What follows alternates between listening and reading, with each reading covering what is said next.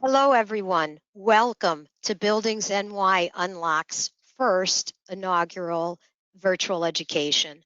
My name is Chaya Mulberg. I'm the event director for BuildingsNY, and I'm delighted to welcome you all today. A few housekeeping notes before I introduce our speaker. I would like you to know that this educational session is being recorded. You'll be able to reference it on demand through our website and through SiteCompli, and we'll give you more info on that. You are all muted, but you're welcome to ask any questions throughout the presentation, and we will get to them if we have some time at the end.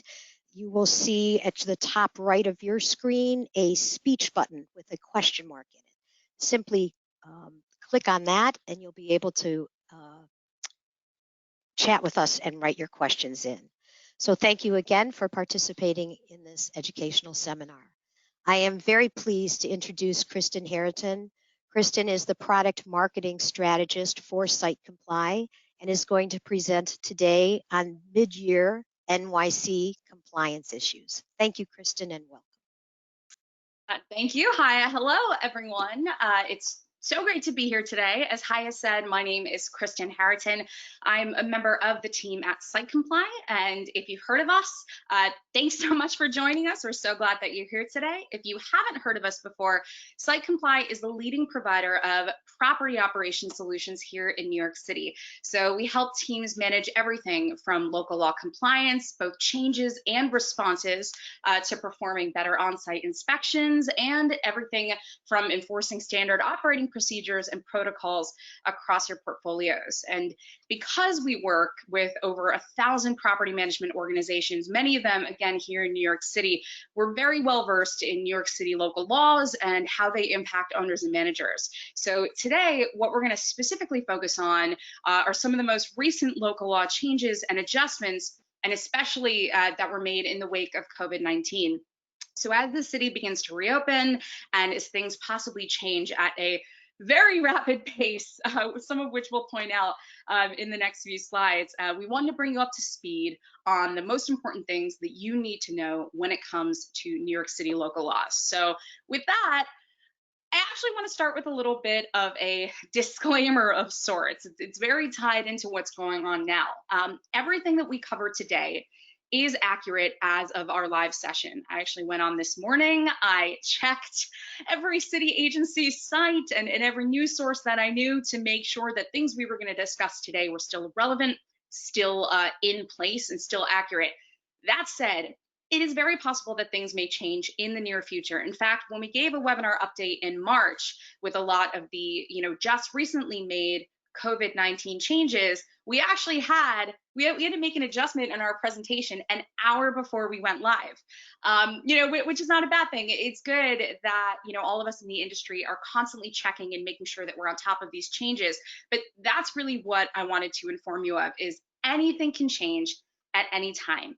Rule changes have been announced without much lead time at all. In fact, one of the examples we're going to talk about later, the due date was actually changed about a week before it was initially due, of sorts, and we'll go into that. But as you can see, things are happening, and they're happening at a very, very rapid pace, and that's especially dependent on external developments. So obviously, as we start to go through reopening phases, we're going to see a lot of things possibly reverse. We're going to see maybe some new regulations, but it's also possible that depending on what happens with COVID, we may see some changes as well. So it is very, very important to make sure that, that we can stay on top of this. Another thing I wanted to point out is, because there are so many things going on, because we're going to talk about a lot of different city agencies here today, I'm only going to really cover the big, basic, broad strokes headlines. Now, what that means is I'm going to talk about things like elevator inspections. We're going to talk about things like facade inspections and maybe changes to current regulations or modifications. I'm not necessarily going to cover the very basics of those regulations themselves. That said, if you do have a question, as Haya said, we love questions. Please ask your question. As we said in the chat format of GoToWebinar, and we'll see. We'll make sure either that we can address it at the end live, on the air, or if we can't, we'll get back to you individually in person, certainly within the next few days. So feel free to ask those questions, but we are going to be going over the very broad and very critical changes as opposed to getting in depth on how these things typically work. For any details, if you want to learn more, if you want to access things like forms, any documents that I reference, you can also visit our blog at sitecompli.com/blog, B-L-O-G. Oh, there we go. It's got everything that I'm going to discuss here in today's webinar in much more detail, in addition to key links to city documents, city references, things like that. So that way you can easily go ahead and look into some of these things immediately after our webinar. That said, our team is also going to be working on a follow-up email to all of you. So many of the things that we touched on here today, we're going to send you those resources directly. So if you'd like to look at them immediately, feel free to head on over to the blog. If you'd rather wait for our follow-up email, we're going to get that out over the next few days, but do know that we want to be in touch with some key resources that'll help you continue this compliance education going forward. So with all of that said, before we get started, I want to do another break of sorts. I want to ask you a question. I'm really interested in learning what you're most concerned about, especially when it comes to local law changes. So if I could ask Tommy, who's from Reed Expo working with BuildingsNY, to go ahead and trigger our poll. I'm going to go ahead and throw up this poll and see what local law changes that y'all are most concerned about. All right, there we go. I'm going to give you a few seconds, maybe 20 to 30 seconds to answer this poll. I'm going to have some water while we wait.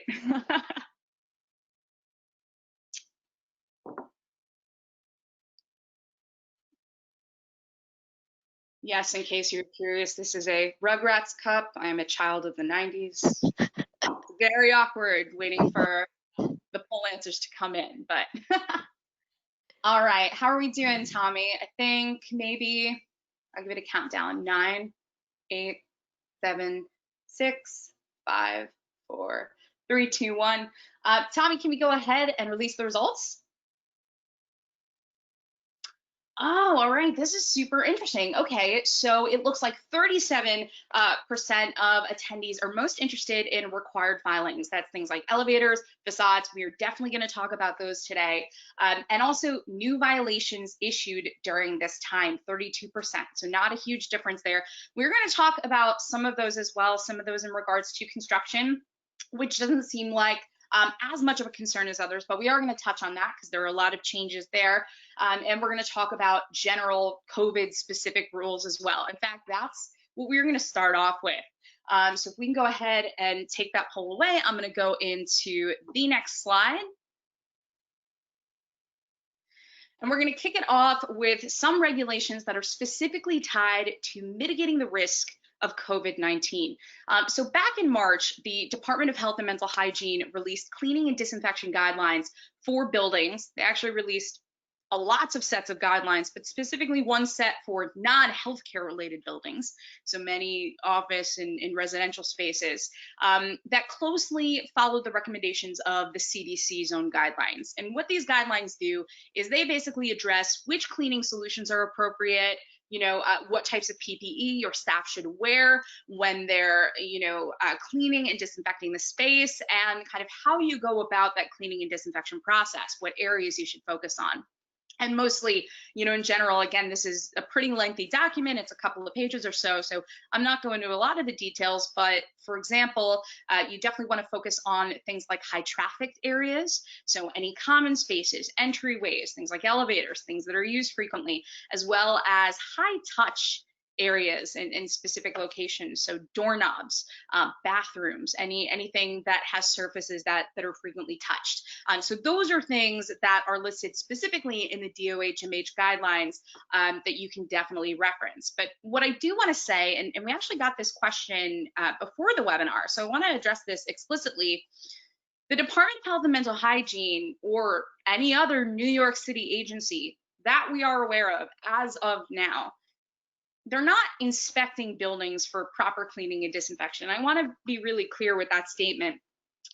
They're not going into yet residential spaces or office buildings in issuing health related violations for failure to properly disinfect or failure to properly clean. There's been no regulations of that sort just yet. There's no explicit kind of enforcement program or task force there. So I want to be really clear with that. I think what's really important to address, though, is that, following the guidelines issued by the Department of Health and Mental Hygiene is really critical, and not in a, well, if we don't file them, we'll get a violation sort of way, but certainly in a making sure that we are, as much as possible, minimizing the risk of transmission of COVID-19 in our buildings. Because as you know, there is a complaint line. Complaints can be filed for violations of social distancing with the state, and the city can enforce those complaints with fines of anywhere from $500 to $1,000. And that's just now. Again, that may change. But also, as we know, there are robust contract tracing teams being developed. And so if anything is traced back to your properties, that's certainly something that we want to avoid, especially when we're trying to, make sure that we can keep building residents, building occupants as healthy and as safe as possible. So the guidelines are very much just that. There is no enforcement in terms of, regular kind of inspections or violations yet. Is that something that would happen in the near future? I'm not sure, and I honestly wouldn't want to speculate. But as of right now, there's kind of no, set in stone enforcement manners there. Of course, as things change, as things evolve, that may change and evolve as well. But there was a question that we received, and so I wanted to be, very, very clear about that. And again, it sort of tends to the whole, anything can change at any time. But we want to be explicit in that the Department of Health has not announced anything of this nature, and neither has, the Department of Buildings or any other associated agency so far. Of course, agencies like HPD are still issuing violations for specific things that are in the housing code very specifically, but as of yet, there's nothing that has been added there that is specifically tied to COVID from an enforcement perspective. That said, I also wanted to note that when we're talking about, COVID regulations and phases, phase 2, which potentially may happen very soon in New York City, will allow office buildings to reopen. And again, there are a lot of guidelines here. As I said, possibly could happen as early as Monday. So something to certainly tune in for. That's something we've seen on the news back and forth lately in terms of New York City being ready for phase 2 or not, but it looks like the data is trending in that direction, which is great. That said, if you manage office buildings for your own office buildings where you work, I would be aware that the guidelines that are issued from the state, from New York State, are mandatory. And that's interesting too, right? The words guidelines and mandatories in themselves seem kind of at odds. But we actually, up at the SiteCompli blog, have the document from the state link that is specifically tied to the reopening of office buildings. And it's several pages, and the way it works is it kind of breaks things down into different categories. And on one side, it says mandatory requirements. So, for example, things like masks, providing masks to your workers, things like ensuring that, people aren't sharing desks. Those are listed in the mandatory column, whereas things that are in the best practice column are things like putting up signage, taping out circles on the floor, ensuring that people, are aware of those kind of social distancing guidelines. So you can see and read the difference between yourselves. And again, understand that not just for the space that your team works in and you operate out of, but also for any office buildings that you may manage, because I think this part is really critical. You're going to want to ensure that everyone from your tenants, any companies that are in your buildings, to, of course, your staff that works at those buildings, are aware of those state guidelines, and they're aware of any changes made to those guidelines as soon as possible, and that they're able to put those things in place to minimize risk and keep occupants safe. I think that's really important. So again, those guidelines are posted up at the SiteCompli blog. We have a whole phase 2 outlet there, and that is something that we will send as a follow-up. So those are kind of the COVID specific regulations and guidelines that I wanted to address right off the bat. Moving on from there, I wanted to talk about construction a little bit, just because, this is something that might impact you in the near future, depending on, what your plans are at your portfolio. And it's been a little complicated as of late with all the changes, right? So Phase one actually began on June 8th, which allowed construction sites to reopen. So before that, it was just essential construction. The state was saying that only certain types of construction sites could continue work. But now, as of June 8th, as of last week, the weeks are going by so quickly, the state is now saying that all construction sites can resume work. One thing that you have to keep in mind, though, actually there are a few. One of the first things you have to keep in mind, though, is before reopening the site, you do need to submit a site-specific safety plan to New York State, not to the Department of Buildings, not to New York City, but to New York State. And in addition to that, you also need to acknowledge, they have a PDF, which you sort of virtually sign and acknowledge, that lists all the new safety requirements for construction sites. And those requirements includes things, again, like proper signage. They have examples of some of the signage that you can print out and post up at sites in the proper spots. Face coverings. Folks are required to wear face coverings. There is some detail on there specifically, regarding what jobs they're working, and kind of it goes into, again, a greater level of specificity, but in general, face coverings are required. You're also required to have hand washing and sanitizing stations. So that's another thing that you're going to want to be aware of on your site. And of course, proper social distancing must be enforced. Now, unlike guidelines for office buildings and residential buildings, the Department of Buildings, so the state issued these guidelines, but the city, the Department of Buildings, is actually going to be enforcing these guidelines. They're going to be conducting inspections of all construction sites. That's all of them, all construction sites in the city. And they're actually also going to be conducting sweeps, which means after they've done initial site inspections, depending on the amount of inspectors they have on the ground, depending on their ability to do this, they're actually going to revisit sites. And it's possible it could be at random, or it could be, informed revisits, but they are intent on doing sweeps there as well. And something you should know is after a 30-day period of leniency, so we're in that period right now, 30 days from June 8th, essentially, violations will be issued without financial penalty to sites for failure to have the proper signage, enforce social distancing, not have the right hand washing or sanitizing stations, or not follow any of the other laid out requirements from New York State. So you have 30 days essentially to kind of ensure that your site is complying with every single guideline from New York State for construction. After that 30-day period, violations with fines will be issued. And it's possible that after repeated non-compliance, failure to not comply can result in penalties, the DOB has said, anywhere from $5,000 to $10,000 per violation. So it's really, really critical that if you are doing construction, if you're planning on starting construction, that you're aware of these things, that you're aware of all the state guidelines that you have to follow, that you can ensure that your team is doing everything possible to stay safe, to follow those guidelines, and again, prevent this escalation.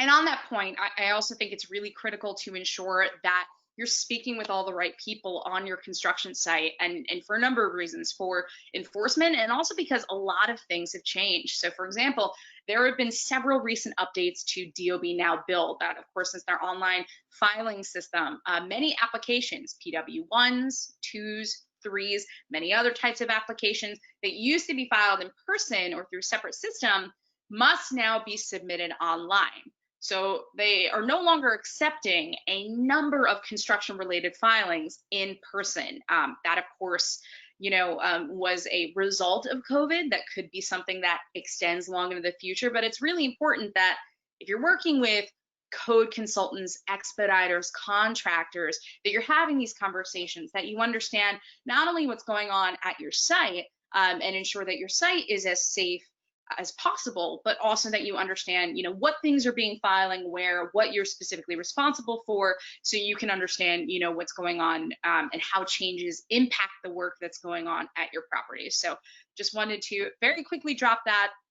And also quickly reference, if you're at a residential building and you're undergoing construction and some units are still occupied during that construction, you're probably familiar with something called the Tenant Protection Plan, or the TPP.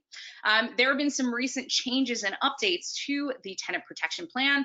So starting Monday, June 22nd, both the applicant, whoever is filing, and the property owner, I should say the job applicant and the property owner will be required to sign the new TPP1 form. That form is actually available now. You can take a look at it. Again, we've got it posted at the SiteCompli blog. We'll send it as a follow-up, but you can see what the changes are. Starting Monday, they will no longer accept the old form. You have to submit the new form. And in addition to the signing requirement, you also have some changes on there. So there are some changes about explicitly listing which units will still be occupied, and also explicitly listing means and methods for reducing noise per the noise code as part of your tenant protection plan. So those are some things you'll have to be aware of.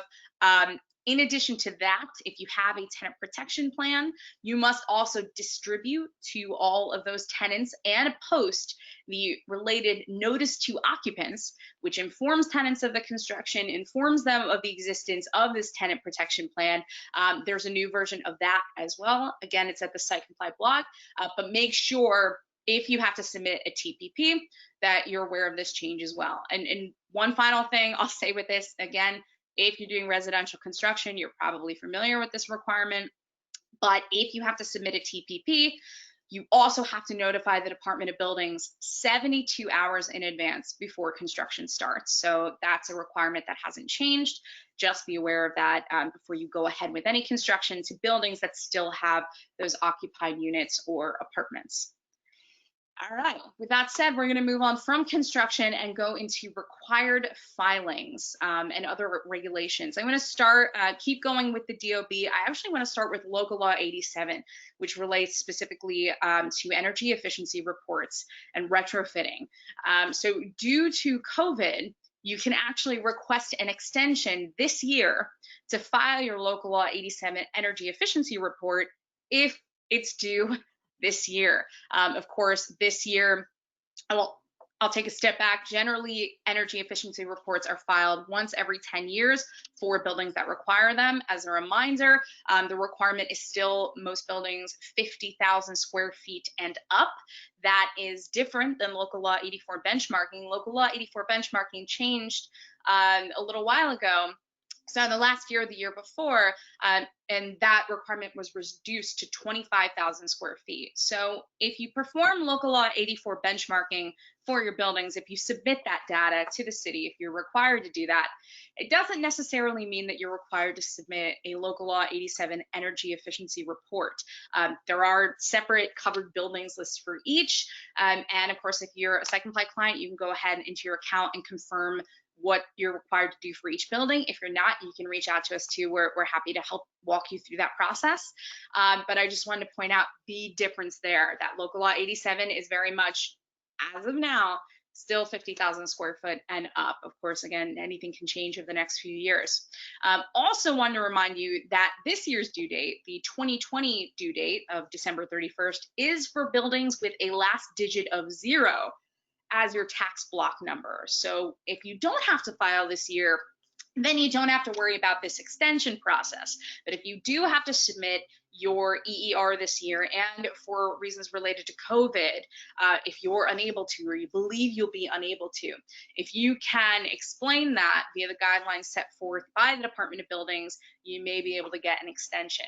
And if you are able to get an extension, it basically pushes your due date back from December 31st of this year to June 30th of 2021. So make sure that if your buildings are required to submit energy efficiency reports, and this is something that you think may be difficult for your team, take a look at this extension, file it sooner rather than later so you have more time. And of course, so if for whatever reason it's not accepted by the DOB, you can make sure that you still get this energy efficiency report in by the end of the year. Again, if it's due this year, the last digit of the tax block number always matches the last digit of the year. So next year it's going to be 1, then 2, then 3, and so on and so forth. And one of the most important reasons why I bring up the Local Law 87 EER is because fines for this are very steep. In fact, if you fail to submit it, for the full kind of 10 years until your next round is due, you can see fines higher than $40,000 in total for this one report. So if you have any questions, definitely reach out to our team. We're happy to, again, walk you through this process, but do be aware that for reports due this year, there is a available extension for you. You should definitely take advantage of it if that's something that would help your team.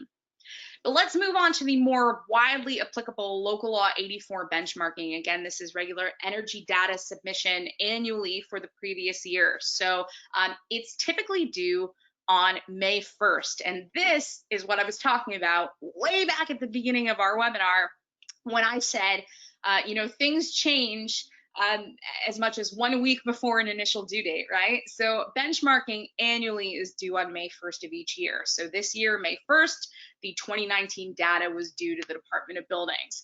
But about a week before that May 1st due date, the Department of Buildings came out and said, because of COVID, we are actually going to take away penalties. We're going to delay penalties, I'll be more specific, for 2019 submissions. And what that means specifically is if you haven't submitted your 2019 data, if you miss that May 1st due date, you can still avoid fines by submitting before August 1st. August 1st is that kind of next due date, the next quarterly submission deadline. So they have said that if you missed May 1st, if you still didn't fulfill this requirement, as long as you submit before August 1st, you can still avoid penalties this year. Penalties are typically $500 per non-compliant quarter. So if you submit by August 1st, you would be, skipping that penalty. This applies to all buildings on the covered buildings list. So again, that's generally 25,000 square feet and up. There are some exceptions and tweaks there, but again, we're happy to walk you through that. If you haven't submitted it, any owners who didn't will receive what they're calling a notice of non-submission. It's not necessarily a violation, but it's kind of a warning. It's saying, hey, we noticed this wasn't submitted by the due date, which is May 1st. It needs to be submitted by August 1st. If a fully compliant report is not submitted by August 1st, owners will be subject to violations for each quarter. So that's possibly up to $1,000. That's how the service notice was explicitly stated. So again, that's $500 for May 1st, $500 for August 1st. So if you want to avoid that $1,000 penalty, and again, possibly doubling it as we go on into November 1st and February 1st of next year, make sure that you are able to submit your annual benchmarking data specifically for the 2019 year before August 1st of this year. Again, if you have any questions, happy to walk you through that. But that is the case as of now. Whether or not penalties will still be delayed or extended has yet to be seen. It's quite possible that it may happen as we get up to August 1st and, there's not a lot of submissions, and so the DOB would want to extend that. But as of right now, that is the DOB stance on benchmarking. Moving on to other requirements, let's talk a little bit about facades. So the Department of Buildings, when they first put out all of their COVID-related regulations, they said that facade inspection safety program inspections, so your 5-year facade inspections, are considered essential. And also any repairs that you're doing, the unsafe facades, are also considered essential. And they explicitly said that there's no COVID restrictions on these. So any restrictions on, the number of people working or performing those inspections, because they're so critical to life safety, there haven't been any adjustments there. So I just want to make that clear. So if you are, gearing up for cycle 9, because technically we are in cycle 9 now, and you want to perform your cycle 9 inspection, you're part of that sub-cycle A, which goes within the first 2 years of the cycle, you can go ahead and do that. Also, if you're doing unsafe work, if you're doing any work on unsafe facades, which is required, then you can continue to do that as well. Of course, stay in communication with the folks that are doing those repairs, the people that are doing those inspections, the qualified exterior wall inspector. They'll be on top of any new guidelines and recommendations from the state. So make sure that you're having regular conversations, you're staying informed on the work that's going on at your buildings. I also want to say, now that we're in cycle 9, I wanted to address anyone that potentially didn't submit a cycle 8 facade inspection report. The DOB has done this in the past. In fact, I think they did this at the last cycle when we were transitioning from 7 to 8, and they've done it again. They're actually instituting what they call an amnesty program, this time for cycle 8. And that program actually begins July 1st for 3 months. That's actually an update from when they last announced the program. So they released another service notice saying that these dates had shifted. It's starting July 1st. And for the next 3 months after that, and again, subject to change, as everything is. If you did not submit a cycle 8 facade inspection, and you were required to, if you missed that requirement, you can administratively close that requirement by submitting your cycle 9 report early. So it follows amnesty programs of the past. It ensures that you are taking care of the requirement, and you're kind of filling out your future requirements as well. So even if your cycle 9 report for your building isn't due until subcycle B or subcycle C, all the way at the end of this 5-cycle period, you can take care of it early. Within these next couple of months, you can administratively close cycle 8 by filing your cycle 9 report early. And that's huge. I will say, you will still have to pay civil penalties for failure to submit cycle 8. So filing your cycle 9 early doesn't get rid of any, penalties for failing to file it on time. But it's really critical that if you take advantage of this program, you basically will be covered for both cycle 8 and cycle 9, and you won't have to worry essentially until a few years from now when we go into the next cycle. So I would definitely recommend taking advantage of this program. Again, discuss it with your qualified exterior wall inspector, with your team that works on facades, something that you'll definitely want to look into, and take advantage of it if you can. Of course, this is only open to non-compliant cycle 8 owners. So if you did submit a cycle 8 report, you cannot submit it early as part of the cycle 9 process. You'll still have to wait for your sub-cycle, which again is kind of on an overlapping 2-year program. Right now we're in sub-cycle A. Next year, you'll be able to start submitting reports for subcycle B. And then the year after that, you'll be able to start submitting reports for subcycle C until the end of the full 5-year period when the books close on cycle 9 in total. So I know facades can be a little complicated sometimes. If you have any questions, again, reach out to our team. We're happy to help. But those are the changes that were recently updated when it comes to facade filings. Next up, I want to talk about elevators. And I want to make something really, really clear because, again, anything is subject to change. It's kind of a broken record at this point. But as of today, no changes to end of year deadlines for inspections have been released. So your annual Cat 1 inspections, that is still very much December 31st. Also, the DOB has made it clear that they believe regular inspections are essential. So any elevator inspections that you're performing, those annual inspections or Cat 5 inspections, those can continue. They did not have to be halted because of COVID. So make sure that you're still getting those done, because as of right now, the deadline is still December 31st for those inspections for this year. Again, that could change. It's possible that it will, depending on other things that come into play throughout the rest of the year. But as of right now, the DOB has not made any updates there. One thing that they have changed, though, is any payments for open failure to file. So those are EV Cat 1s, EV Cat 5s, or failure to have affirmations of failure to submit affirmations of correction must now be made in DOB Now Safety. So they're no longer accepting those in person, offline. Any payments to correct EV Cat 1s, 5s, and ACC 1s, those failure to file affirmations of correction, must be made in DOB Now Safety. And that is very recent. That's actually as of yesterday was when that change was first put into play. And in addition, any request to waive civil penalties for these violations must be made in DOB Now Safety as well. So if you're going through that process, know that it has changed, that is now online in DOB Now Safety, and the service notice, which again we have in SiteCompli, actually goes through step by step and walks you through how to make those payments. One thing I will say is any violations, any EV Cat 1s and 5s from 2017 and later, actually require a current Category 1 inspection or Category 5 inspection, depending on the violation, on file in DOB Now Safety in order for the violation to be fully dismissed. So again, making payment is only part of the corrections process.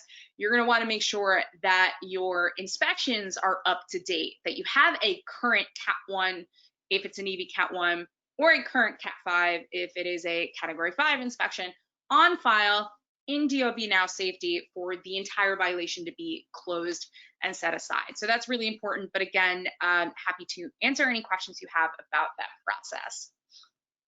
Finally, when it comes to DOB regular inspections and filings, I want to talk a little bit about a new requirement, about something that is due to happen for the first time this year, and that's DOB gas piping. That's Local Law 152 specifically.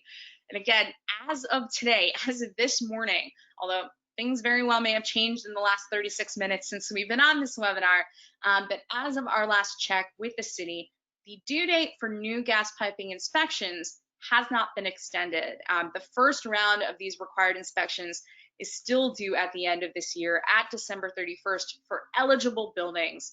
And those eligible buildings are properties in community districts 1, 3, and 10 in all boroughs. So it goes by your community districts. When they first released this rule, they had said, we're going to go borough by borough. And then they said, you know what? Let's do community district by community district. So now if you're in District 1, whether you're in the Bronx or Manhattan or Staten Island, it is due at the end of this year. And in fact, I want to reiterate, this is a really critical component to Local Law 152. Even if you don't have a gas piping system, they still want you to submit a certification, basically submit paperwork saying, yes, we certify that we do not have a gas piping system. They want to know either that you had your system inspected or you don't have one on site at all. And so that's basically the crux of Local Law 152, and that's what's going to have to continue, you know, every 5 years essentially. But as of right now, the due date has not been changed. Of course, we'll let you know if and when that does change. But right now, if you're in community districts 1, 3, and 10, you know, certainly link up with your inspectors, with your trusted providers for doing these inspections and for making those certifications again if you don't have a gas piping system, because you either have to submit one or the other, the inspection or the certification. Moving on, I want to talk a little bit about cooling towers and water systems. And speaking of water, I'm going to go ahead and take another drink because I'm talking a lot. All right. So the Department of Health and Mental Hygiene posted new guidance for reopening different water systems in buildings. Water systems are things like drinking fountains, ice machines. Those are just two examples out of, you know, a whole group of different types of water facilities in buildings. But definitely talk with your engineering team, your operations team, to kind of go over what's required for your different water systems and make sure that these guidelines are being followed. And specifically, these are for buildings that have been vacant or have had low occupancy during this time. So if you're building, you know, if potentially you're an office building, that's also lower occupancy, and you want to make sure your water systems are up and running and functioning in a healthy way while folks are starting to come back to the office, definitely review these guidelines and ensure that you're kind of following these procedures to make sure that you're going by city's best practices. They've also released cooling tower guidelines and modifications. So if you have a cooling tower, you know that there are so many different requirements. There are requirements that have to happen every day, every 3 days, every week, every 90 days. You know, the list seemingly goes on and on and on. But the city has released some permissible modifications during this period, depending on whether or not your on-site building staff was impacted by COVID. So, for example, if the building has staffing shortages, DOHMH during this time is allowing you to follow an interim water quality monitoring schedule as opposed to, say, the regular schedule. But again, this is something that you should discuss with your water treatment professional, with your qualified people that are performing these procedures and inspections to your cooling tower, and of course with your on-site staff, to make sure everybody's on the same page. We have the updated guidelines over on the SiteCompli blog, so you can check those out, but we will send them to you directly as well. Now, if your cooling tower is off for the season, if you fully and completely shut it down and now you want to resume things as people are starting to come back to different buildings and facilities, the Department of Health is saying that you can delay startup until you have the appropriate staff to complete the startup procedures. And they're also saying if you cannot delay startup, you can refer to the startup procedures for cooling towers in spring 2020. That's a recent update. That's on the blog as well, but they're very detailed in what you're required to do to sort of reopen the tower system and ensure that things are functioning properly, and of course that the risk of Legionella bacteria is minimized, which is very, very important, especially considering that's something that impacts respiratory systems, which we certainly want to prevent during this time period.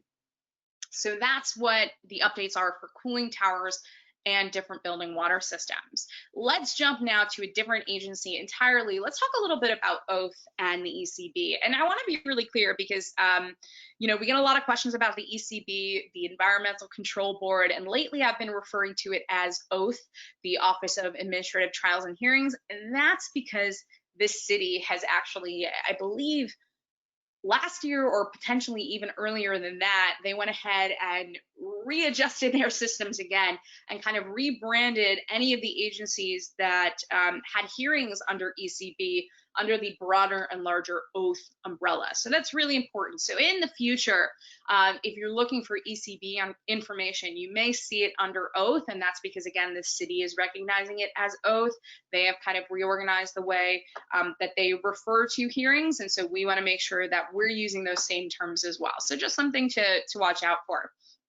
But as of today, again, as of this morning, all OATH offices are still closed. So in-person hearings are not being held, and they will not be conducted until the stay-at-home order is lifted. And so, that's interesting too, because it's quite possible that it may take them a few days to kind of, after the stay-at-home order is lifted, to go ahead and reconfigure their processes, ensure that they're able to have, a limited amount of in-person hearings, or again, reconfigure the way they have hearings to make sure that folks are safe when they visit any in-person offices. But as of right now, they're not having any hearings in person.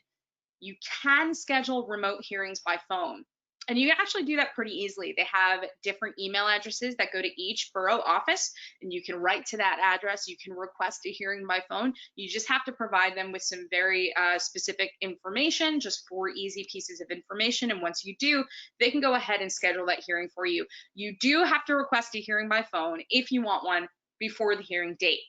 So it's not something that you can do day of, potentially, at least, according to their guidelines, and it's not something that you can do after the fact. What they are doing, if a hearing is missed during this period at all, so from mid to late March through now, this policy is still in effect, is they're automatically rescheduling missed hearings. So we know typically if there's an OATH hearing and it goes missed, usually it goes into default. So default summary judgment, meaning, there is a fine that is issued based on the default level, and kind of the defendant is automatically sent into a sort of guilty stage.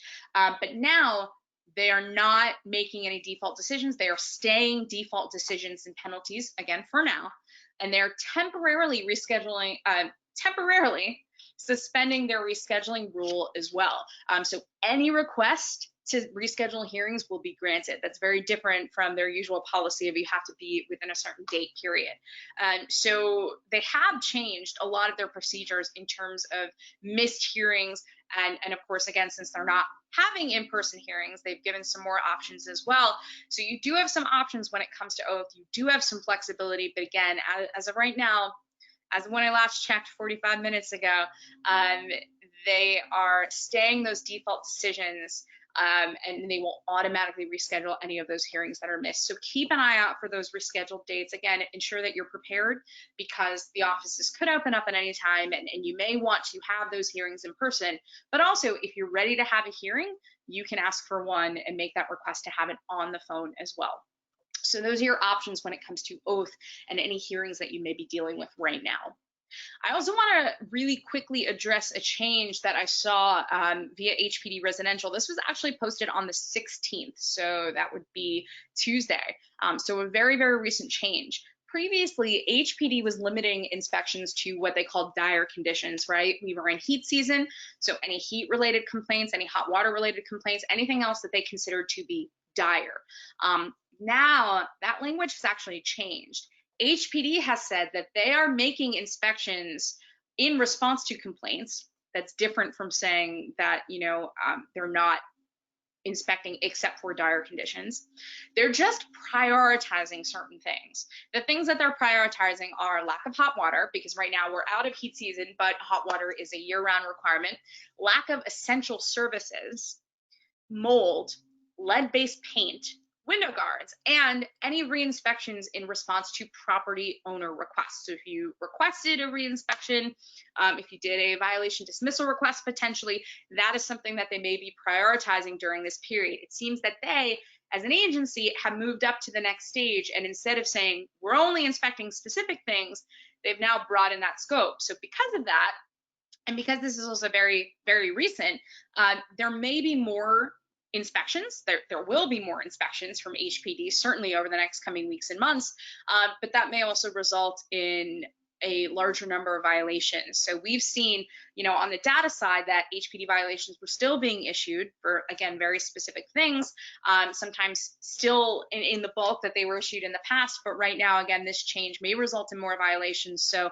it's still critical that in addition to your building being, clean and disinfected and safe, that you're also staying on top of any regulations that could, result in a violation, because those inspections are going to start to pick back up, at least according to HPD's new language. So again, we'll let you know when there's a change here, but this was a very, very recent change that is a departure from their language they've been using over the past few months. So wanted to make sure that you were aware of that.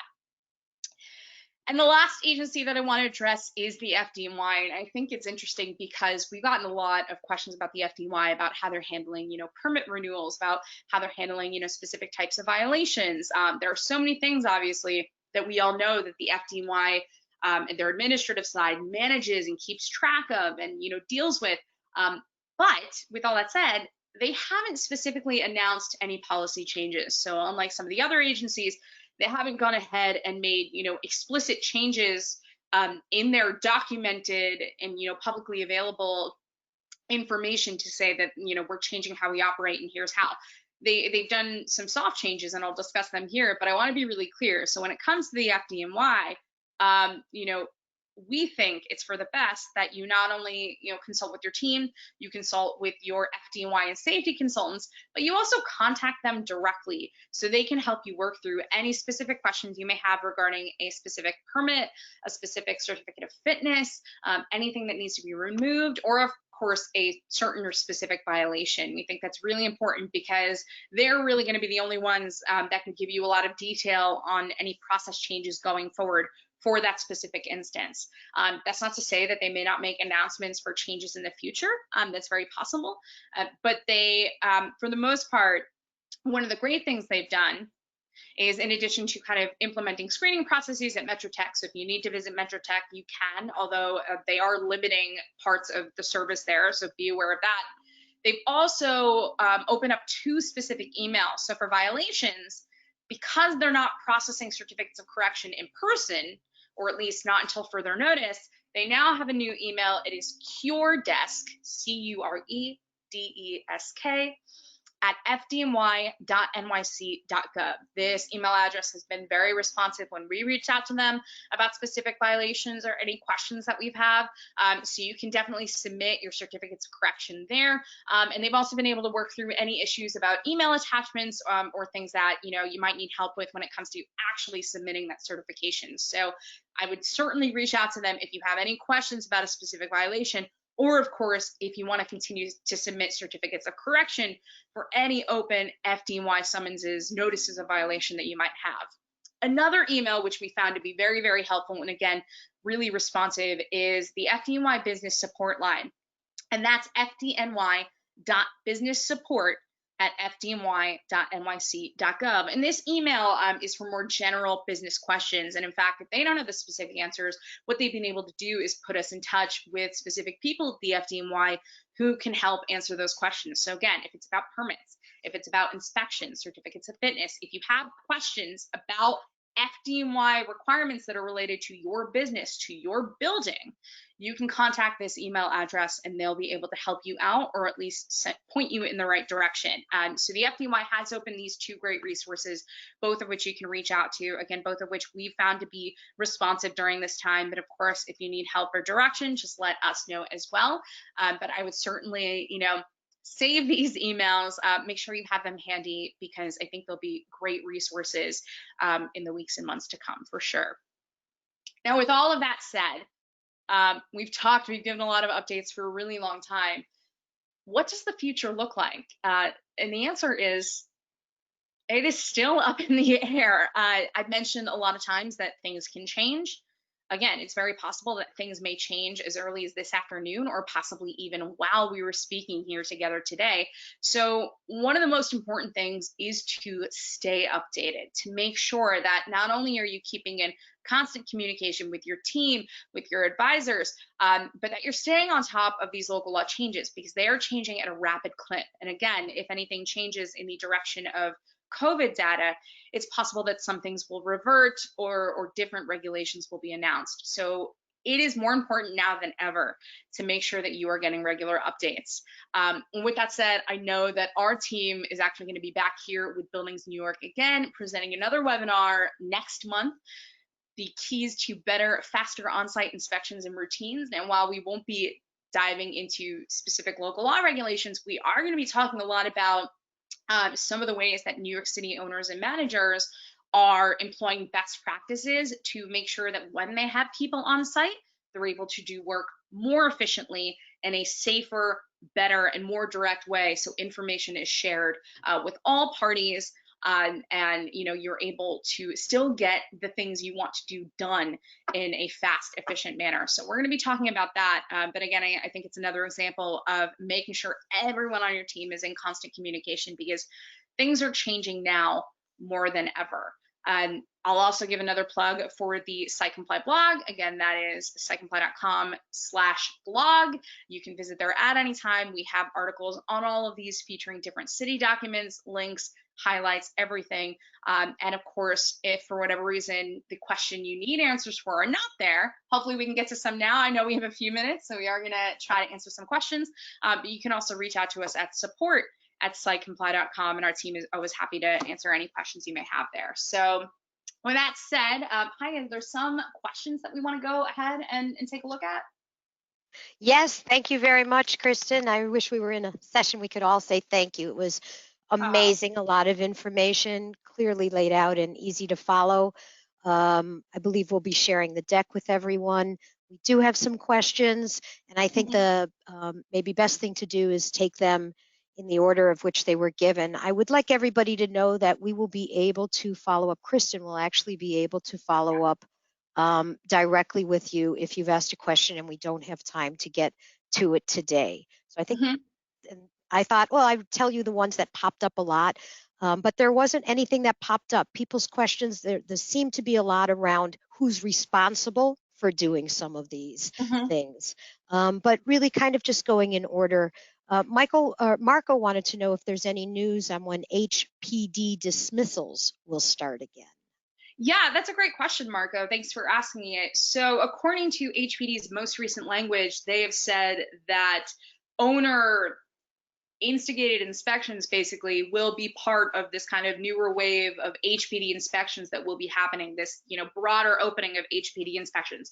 So it's very possible that since dismissals are initiated by submitting forms by managers and owners, that it will be part of that process. So I assume that potentially, if you have any open items, you can contact HPD to see if and when they'll be coming. Otherwise, they may be contacting you, informing you of that as well. Or, they may also just start inspecting buildings and kind of go from there. So I know that's, not a very specific answer, but I do want to say that HPD, as of the past few days, has broadened the number of inspections that they're doing, the type of inspections that we're doing. And so I think dismissals, if they're not part of that, will be very, very soon. So I would, kind of ensure that buildings are prepared for that things are corrected. So if and when they do arrive, you're able to have a successful inspection. That's a great question. And I also, oh, sorry, I'm looking at some of these. Lots of really great questions. Yeah. For example, will the Department of Buildings fines for construction, will those be issued to the contractor or to the building owner or both?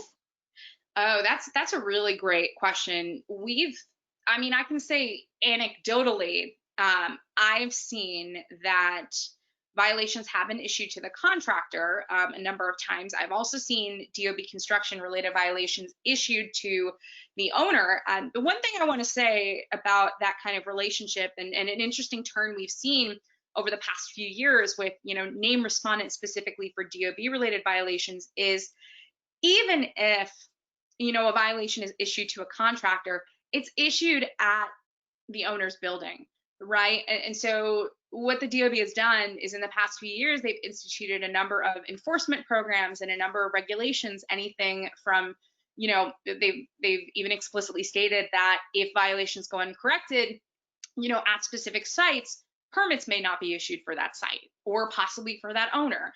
They've said things, obviously, some of you may be familiar with the AEU has one. That's when there's a class 1 DOB violation that's issued at a property.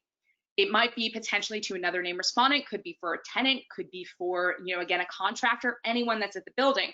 But because it was issued at the building, if it's not corrected immediately, and we found immediately means anywhere basically between, about around 60 to 90 days, that the owner themselves may see additional penalties of $1,000. So regardless of who the name respondent is, whether it's the contractor or the owner, and again, we've seen both, there are general penalties for kind of not responding to violations. If it's a specific type of violation, usually DOB because it's safety related, and if it's issued at a specific building. So I think that that's really important, and that's generally a good watch out too, is anyone that you have on site, if they garner a violation, especially if it's from the Department of Buildings or the FDNY, it's something that you're going to want to keep track of, because if it's not addressed quickly, or if it's not addressed correctly, that may have a harmful impact on your site or your building in the future. So just something that you want to be aware of. Again, I don't think there's a hard and fast rule there. We've seen both. It's possible that we may get clarification on that going forward, but I think that's a really, really great question. I'm just gonna see if there's one or a few. Okay, while you look, I would just like to thank everyone for their participation. Remind you that you'll be getting another email from RX Digital after this, probably tomorrow, where you'll be able to provide some feedback. We'd really appreciate your feedback. Be sure to let us know of any other topics or speakers you'd like to hear on these virtual sessions. And again, we thank Kristen very much, and we'll keep going through these questions until our time runs out.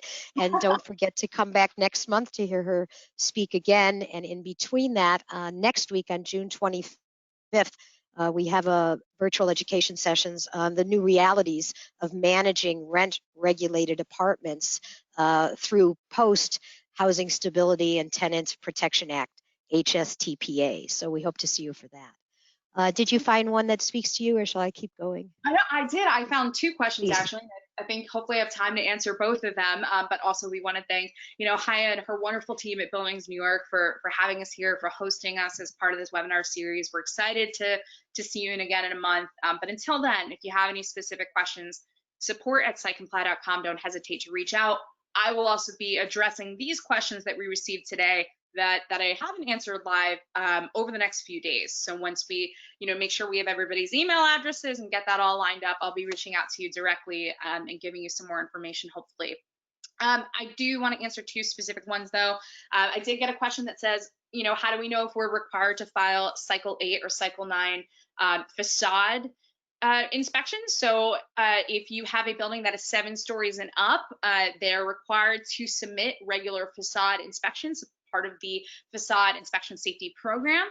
So it's likely that, if you've been doing this for a while, you're familiar with the process and familiar with kind of the cycles.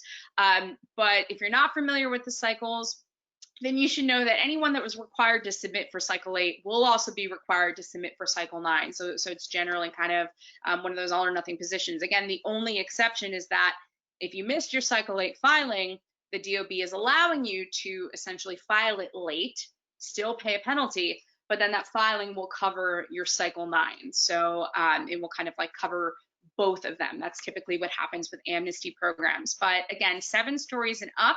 If you have any questions, if you use SiteCompli, we actually have it tracked in your account as to whether or not you've had past filings and the status of any current filings.